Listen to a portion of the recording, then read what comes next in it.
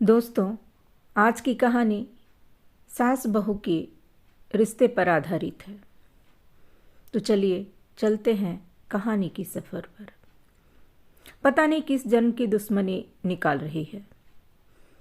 ऐसी छुई मुई बनकर बैठी रहती है जैसे मेरे आने से पहले 8-10 नौकर चाकर आगे पीछे फिरते रहते थे। थोड़ा बहुत हाथ पैर हिलाने से कौन सा शरीर घिस जाएगा इनका। सब कुछ मेरे भरोसे छोड़कर बैठ जाएंगी। बाहर से थक कर आओ और फिर घर में आते ही रसोई में लग जाओ। वंदना खींचते हुए अपना सारा गुस्सा रसोई में बर्तनों पर निकाल रही थी। ऐसा नहीं था कि उसकी सास रुक्मणी जी को बहू के बड़बड़ाने का भान नहीं था, लेकिन वो भी ढिढाई पर अड़ी हुई थी। बहू की बड़बड़ाहट को एक कान से सुनकर दूसरे कान से निकाल रही थी। वंदना एक पढ़ी लिखी लड़की थी। उसका सपना था कि वो अपने पैरों पर खड़ी होगी। उसने नौकरी के लिए कई जगह आवेदन भी दे रखा था। इस बीच जब उसके लिए अनिकेत का रिश्ता आया तो उसने साफ साफ कह दिया कि वो शादी इसी शर्त पर करेगी कि शादी के बाद उसे अच्छी नौकरी मिली तो कोई उसे नौकरी करने से नहीं रोकेगा। आखिर इतना पढ़ने लिखने के बाद वो घर पर नहीं बैठ सकती। अनिकेत और उसके घर वालों को इस बात से कोई आपत्ति नहीं थी कि उनकी बहू नौकरी करेगी, इसलिए दोनों तरफ से खुशी खुशी ये रिश्ता हो गया। शादी के कुछ दिनों बाद ही वंदना का ज्वाइनिंग लेटर आ गया।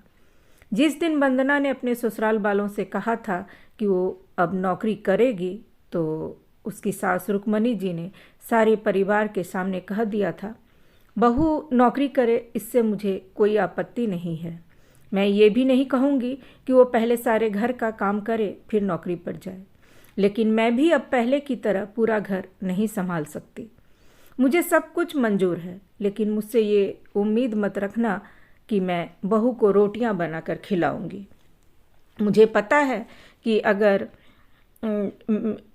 खैर वंदना को तो नौकरी करनी ही थी, क्योंकि घर के थोड़े से काम के लिए मैं इस भंवर में फंस गई तो जिंदगी भर निकल नहीं पाऊंगी। उस वक्त सबको रुक्मणी जी की बातें सुनकर हैरानी तो हुई थी। उनके पति ने तो ये भी कहा कि मुझे नहीं पता था कि मेरी सीधी सरल पत्नी भी सास बनते ही अपना रूप बदल लेगी। लेकिन इन सब बातों का रुक्मणी जी पर कोई असर नहीं हुआ। वो तो अपनी जिद पर अड़ी थी।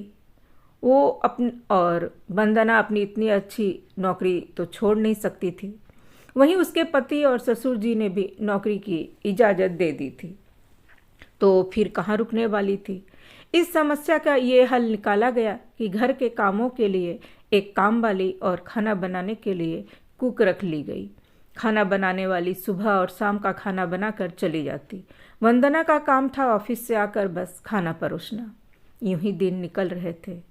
वंदना की शादी को 2 साल हो चुके थे। अब तो वंदना और बाकी सब घर वालों को इस रूटीन की आदत हो गई थी, लेकिन मुश्किल तो तब होती थी जब कभी खाना बनाने वाली छुट्टी ले लेती थी। ऐसे ही कुछ ही इन दिनों से हो रहा था, जिस कारण से वंदना खिजी हुई थी। ऑफिस से आकर रोटियां बनाना उसे बहुत बड़ा बोझ लगता था।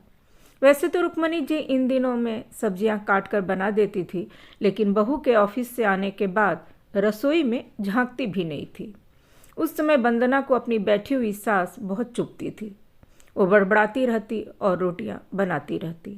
बाद में अपनी माँ से फ़ोन पर भर भर कर शिकायत करती, जिसके बाद उसे थोड़ा सा सुकून मिलता था। कुछ दिनों बाद वंदना के भाई की शादी भी तय हो गई। वंदना की होने वाली भाभी भी नौकरी पेशा थी। वंदना की माँ ने सगाई के वक्त ही खुश होते हुए गर्व से कह दिया, भाई मैं तो और सासों की तरह नहीं हूँ जो बहू के आने पर हाथ धरकर बैठ जाऊँ। जब अभी तक पूरा घर संभाल रही थी तो अब क्यों नहीं। मेरी बहू को मेरी तरफ से पूरी छूट रहेगी। जब एक माँ अपने बच्चों को रोटियां बनाकर खिला सकती है तो बहू को क्यों नहीं खिला सकती। बहू तुम निश्चिंत होकर नौकरी करना, रसोई में संभाल लूँगी। वंदना की माँ के उच्च विचार सुनकर उसकी होने वाली भाभी का पूरा परिवार और खुद वंदना भी गदगद हो गई। वाह माँ, आप कितने बड़े दिल की हैं।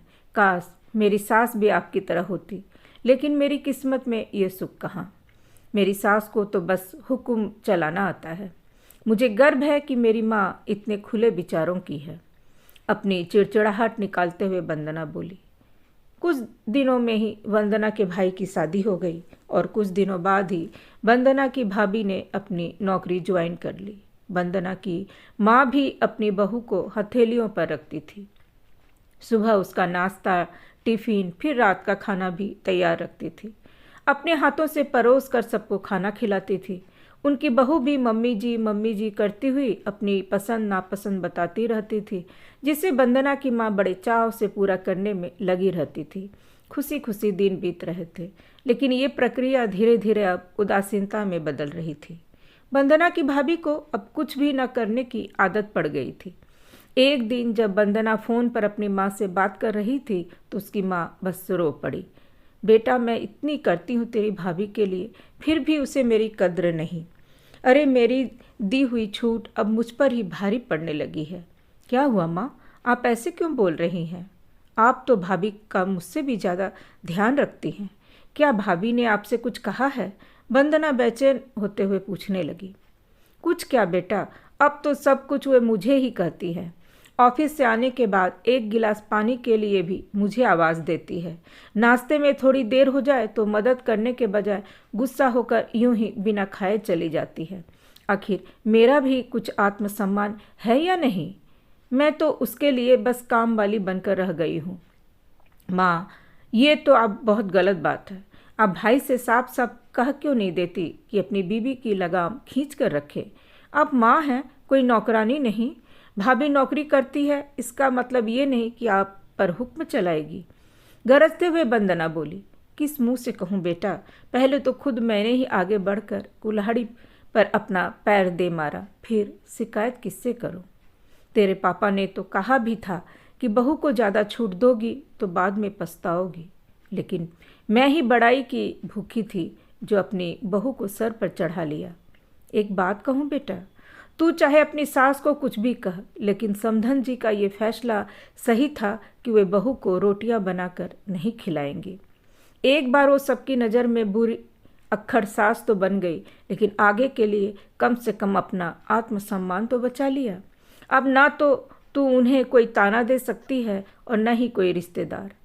काश मैंने भी शुरू से ही ये घर गृहस्थी की पूरी जिम्मेदारी अपने सिर पर लेने से इनकार कर दिया होता तो आज मेरा ये हाल न होता। माँ की बातें सुनकर वंदना निःशब्द हो गई। भारी मन से उसने फ़ोन रख दिया। बाहर हॉल में आकर देखा तो सास ससुर आराम से बैठकर बातें कर रहे थे। बातें करते करते उसकी सास अपने नाखून पर नेल पेंट लगा रही थी, जिसे देखकर ससुर जी उन्हें चिढ़ा रहे थे। अब बुढ़ापे में ये फैशन करके किसे दिखाओगी? मेरी तो नज़र भी कमज़ोर हो गई है। किसी को नहीं दिखाना मुझे, मैं तो अपनी खुशी के लिए लगाती हूँ। सारी उम्र तो घर गृहस्थी में उलझी रही, अब अवकाश का वक्त आया है तो अपने शौक तो पूरे कर लूँ। पता नहीं कब भगवान के घर से बुलावा आ जाए। वंदना की सास मुस्कुराते हुए बोली। पता नहीं आज क्यों वंदना अपनी सास की बातें सुनकर चिढ़ नहीं रही थी, बल्कि वो भी मुस्कुरा उठी। सही तो कह रही मम्मी जी, एक गृहिणी को अपने लिए वक्त ही कब मिलता है? पहले अपने बच्चों को पाल पोस कर बड़ा करो, फिर कामकाजी बहू आ जाए तो उसे और उसके बच्चों को संभालो। काश मेरी माँ ने भी मेरी सास की तरह पहले ही कह दिया होता कि बहू को रोटियां बनाकर नहीं खिला सकती। दोस्तों, अगर सास बहू की यह कहानी आपको अच्छी लगी हो तो like, comment, share and subscribe कीजिए मेरे चैनल को। धन्यवाद।